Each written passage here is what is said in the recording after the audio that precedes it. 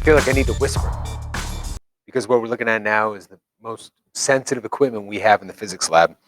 This is actually a modern Cavendish experiment. It's a torsion pendulum that we were able to purchase in Winnacunnet with money that Bob Devantry won when he was Science Teacher of the Year in the state of New Hampshire.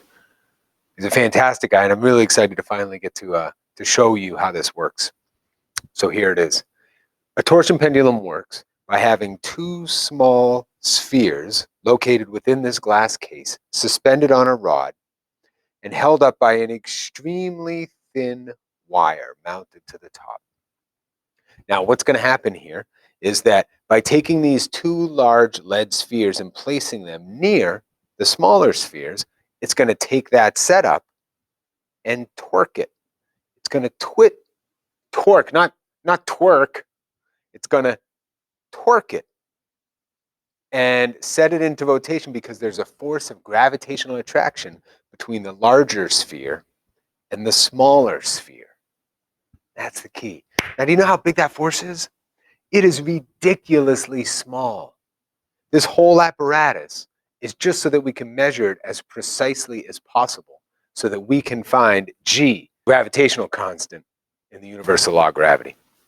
So how it works is right now I have a laser that's coming in, and it's shining onto a mirror that is mounted on that extremely thin torsion wire. Now, that light is hitting, and then it's reflecting towards the board, or towards the far wall.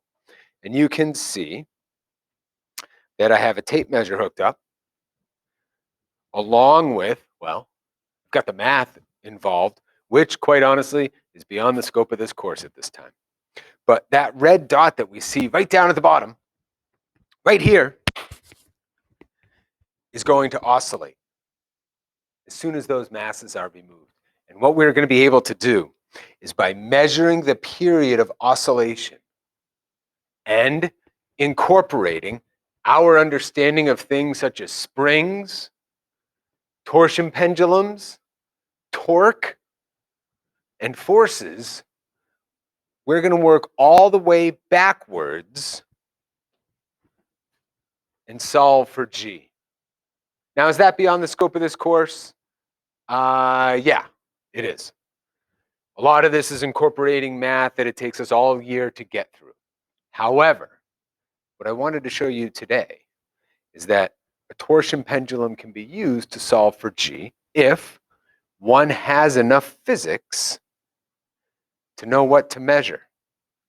And by measuring the period of oscillation, the mass of the objects, the axis of rotation, the angular displacement, we can work backwards and solve for the Cavendish constant, for big G. So I'm going to try to get this thing working tomorrow. We'll see how it goes. But in our gravity unit, I have to at least show you what this thing looks like. Now, Cavendish, conducting this experiment back in 1798, I believe it was, had a lot working against him. But if he was successful, and he was able to measure the mass of the Earth. That's pretty cool to put on your gravestone. So that's what a Cavendish experiment looks like. It's a torsion pendulum used to measure G. And honestly, that's about all you need to know. Thanks.